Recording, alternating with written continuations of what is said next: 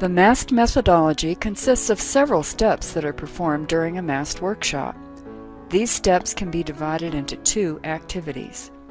The drafting activities produce a first draft of the translation that sounds natural to native speakers. The remaining checking activities edit and refine the draft to produce a translation that is clear and accurate. How accurate are translations done through the MAST process? Dr. John Luton, a professor of communication studies who has participated in checking the work of numerous translation projects around the world, says, "The work produced through MAST methodology is excellent. It compares very favorably with texts produced through other methods." The first step of MAST is consuming. Consuming text is the first step in the MAST translation process. In this step, translators simply read or listen to the text to be translated that day. This can be done individually or in a group. The second step of MAST is verbalizing. After reading or listening to the text, verbalizing the text to a partner helps the translator better understand what the author is trying to communicate. The goal for this interaction is for participants to fully grasp the big picture of the text, but not necessarily the deep theological meaning. The next step of MAST is chunking. In the chunking step, each translator should divide the text into small chunks that they will be able to remember once the source text is closed. This should be the largest manageable piece that they will be able to retell or rewrite in the target language without referring back to the source text. The size of a chunk varies according to the complexity of the material and the abilities of the translator. For some, a chunk may be a complete story or parable, while others may be able to remember only parts of that same story. For passages with deep theological content, a chunk may be one verse or even part of a verse. The last drafting step is blind drafting. In the blind drafting step, the translator should close the source text and draft a translation of a chunk.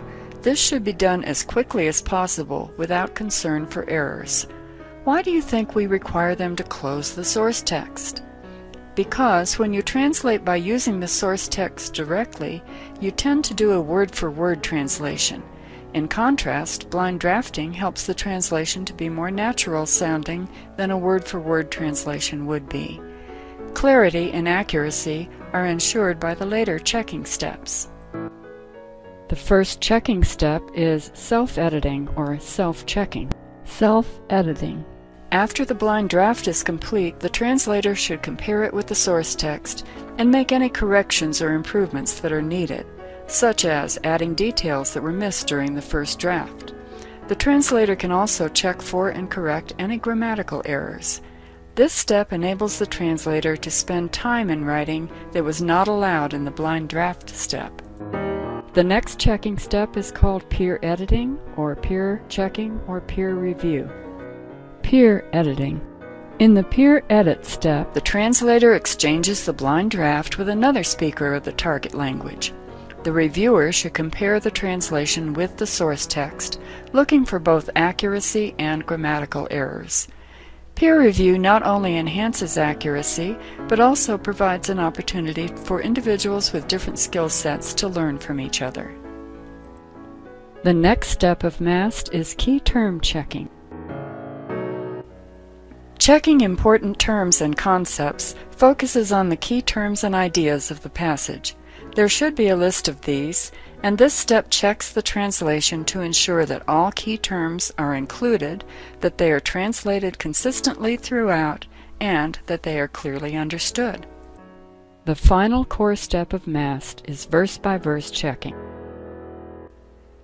Verse-by-verse checking is a detailed check of text that can be performed by a facilitator or a trained national.